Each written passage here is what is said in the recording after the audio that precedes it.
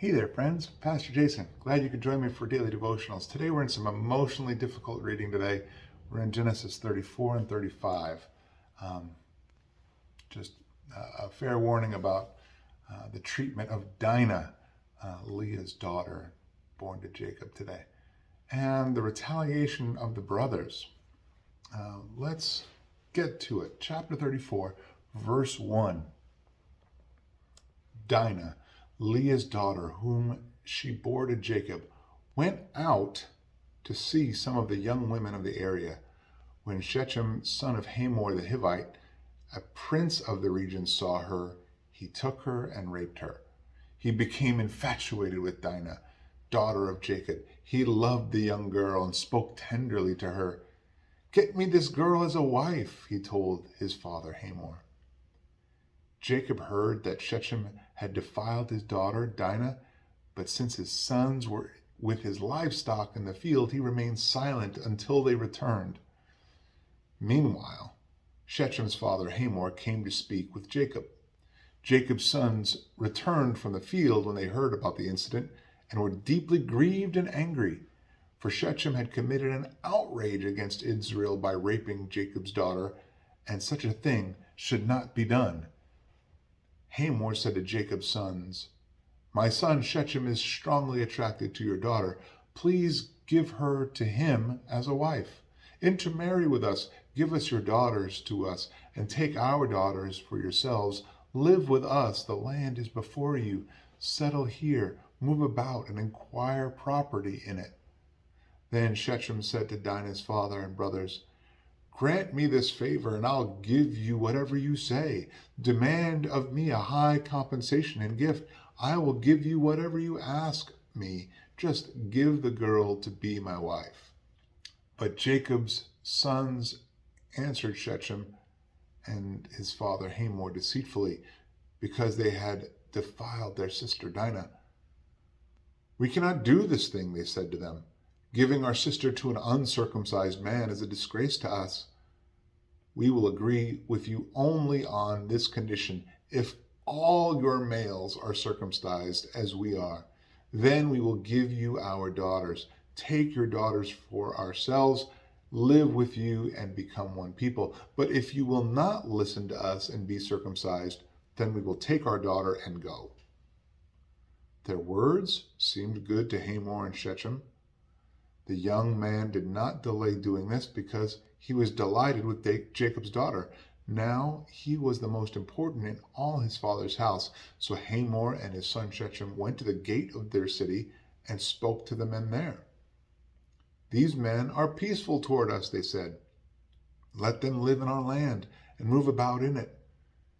For indeed the region is large enough for them. Let us take their daughters as our wives and give our daughters to them. But the men will agree to live with us and be one people only on this condition: if all our men are circumcised as they are.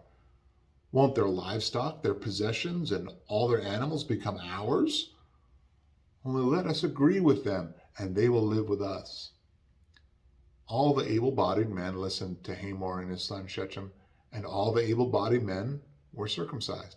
On the third day, when they were still in pain, two of Jacob's sons, Simeon and Levi, Dinah's brothers, took their swords, went into the unsuspecting city, and killed every male. They killed Hamor and his son Shechem with their swords, took Dinah from Shechem's house, and went away. Jacob's other sons came to the slaughter and plundered the city because their sister had been defiled. They took their sheep, cattle, donkeys, and whatever was in the city and in the field. They captured all their possessions, children and wives, and plundered everything in the houses.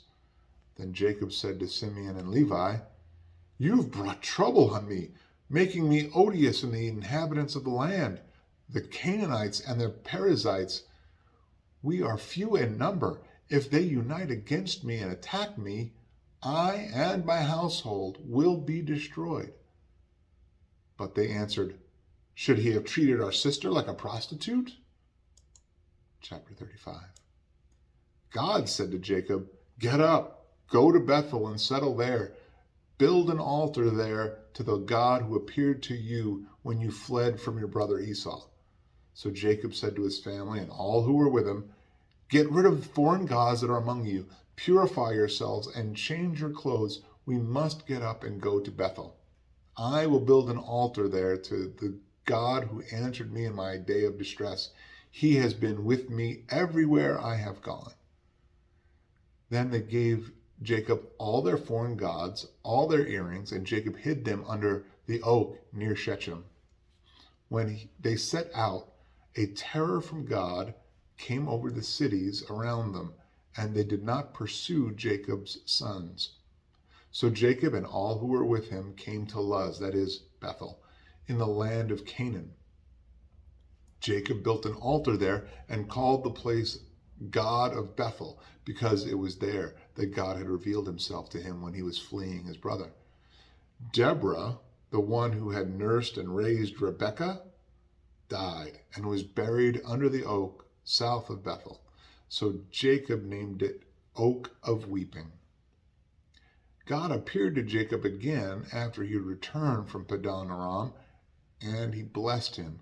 God said to him, "Your name is Jacob. You will no longer be named Jacob, but your name will be Israel." So he named him Israel. God said to him, "I am God Almighty. Be fruitful and multiply. A nation, indeed an assembly of nations, will come from you, and kings will descend from you. I will give to you the land that I gave to Abraham and Isaac, and I will give the land to your future descendants." Then God withdrew from him at that place where he had spoken to him.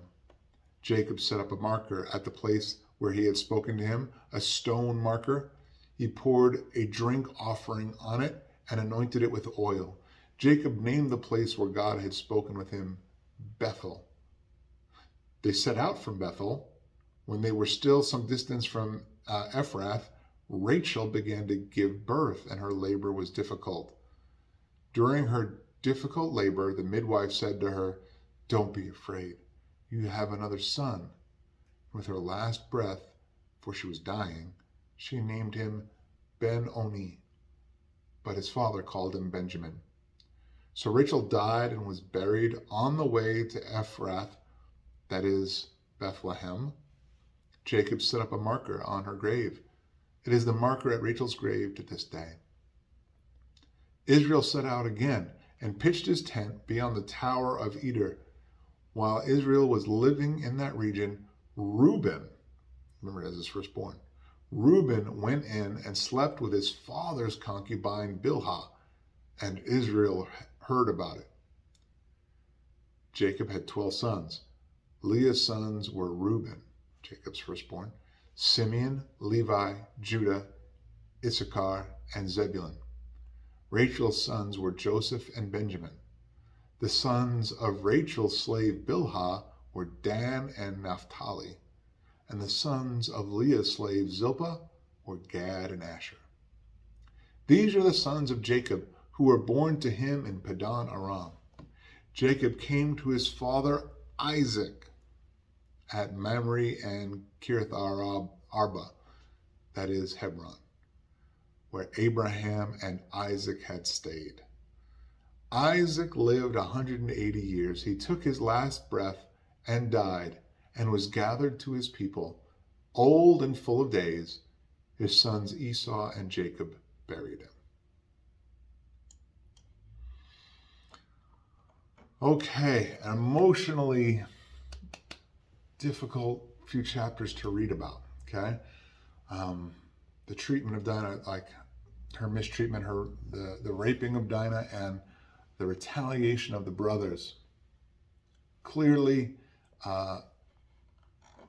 Shechem and his father mistreated her, should not have done that, completely wrong. And it seems like they're trying to make an amends, right? Like, we're trying to make it right. Ask us to give anything. We'll be one people. And yet, at the back end of things, and then they tell them, hey, you got to be circumcised, you and all the men. And it's a deceptive request. You get the idea that along with the evil of Shechem, you've got Simeon and Levi plotting to murder these guys in their pain.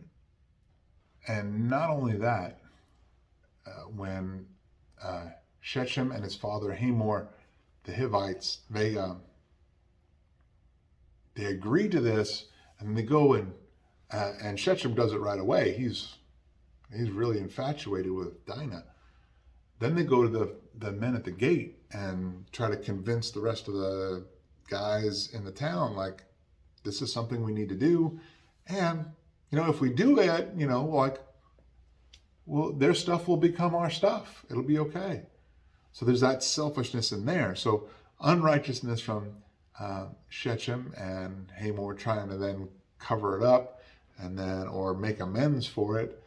But really it's selfish amends. They're willing to do a righteous, godly act in circumcision, and yet they're doing it for selfish motive.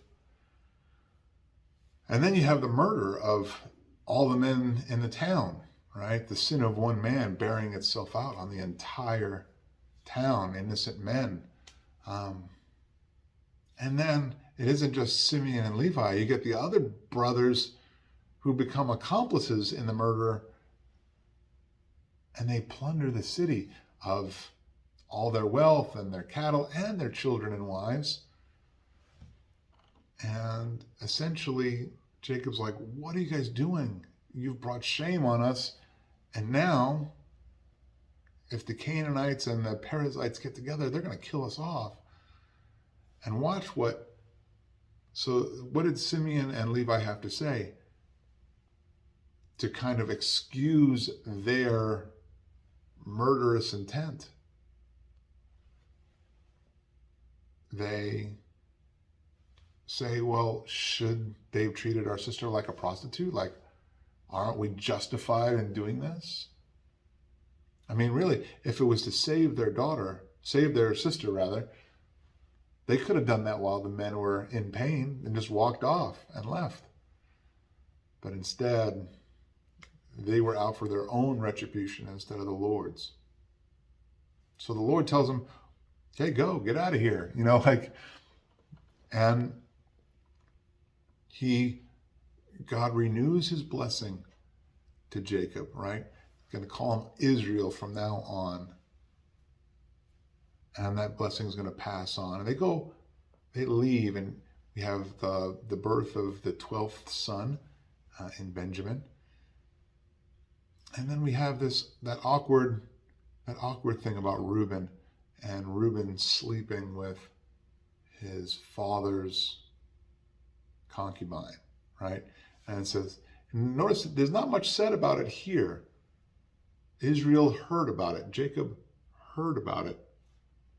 Well, in chapter 49, this is going to come back to Reuben. He's going to wind up losing his birthright over it. So this hasn't ended.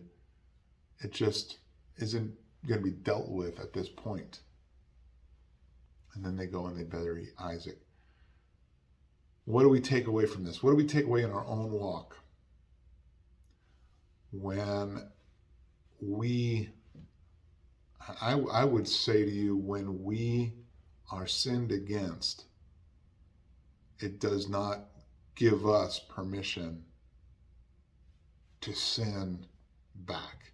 Do not repay evil with evil, right? We're meant to love on our enemies. We're meant to look to the Lord. Look to the Lord for his righteousness, his vengeance, his judgment. May we seek to be humble in all accounts on when things are perpetrated against us. Should we seek justice? Yes. Do we seek sin in place of justice? No. Well, I know this might be a difficult few chapters to be blessed by, but I hope you can go on out and be a blessing to those around you this week. Be an encouragement to some, maybe steer some people in the right direction. With that, I'll see you tomorrow as we continue in Genesis.